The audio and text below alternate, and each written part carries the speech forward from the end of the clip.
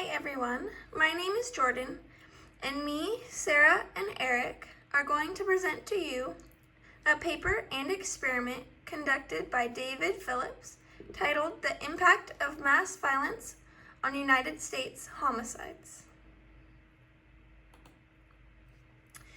Here's some information about past experience that pertain to this mass media experiment.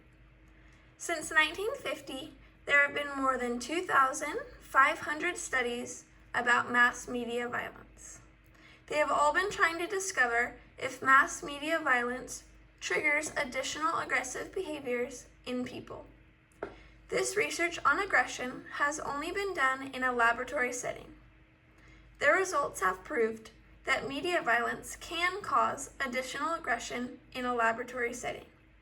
These results are very beneficial. However, policymakers, unlike researchers, want to know more about additional violence outside of the laboratory. They are mostly concerned with serious and fatal violence like homicides. This experiment on mass media increasing the United States homicides was published in 1980.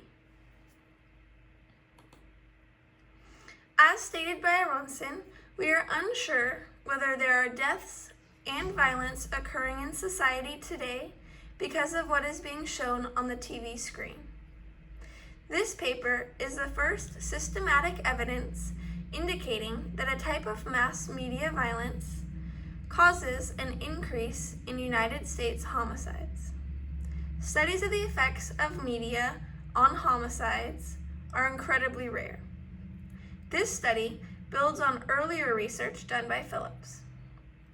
Some of his research shows that United States suicides increase after suicide stories are published, and the more publicity given to them, the more suicides rise afterwards. This rise occurs mainly in the geographic area where the suicide story was published. His research also found that single car crash fatalities increase and the driver is similar to the person in the suicide story that was published in the media. He concluded that suicide stories appear to elicit additional suicides.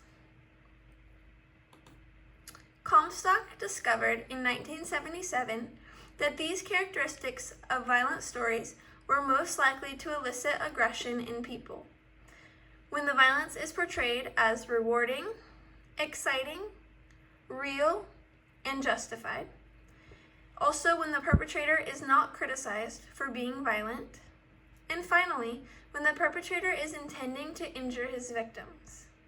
One type of violence that fits this criteria is heavyweight prize fighting, as pictured to the left of the PowerPoint.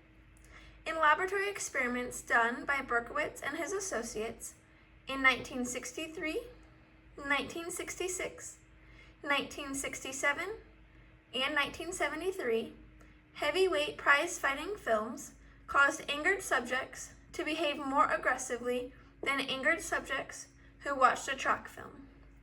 Heavyweight prize-fighting was chosen for this experiment because it follows Comstock's criteria for stories that are more likely to elicit violence and did increase aggression in the laboratory.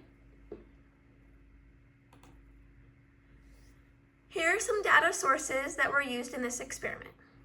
A long list of championship heavyweight prize fights were collected from the Ring Book Boxing Encyclopedia for the experiment. This book of boxing information is pictured on the left of the PowerPoint. It is the 1973 edition, which was used in this experiment.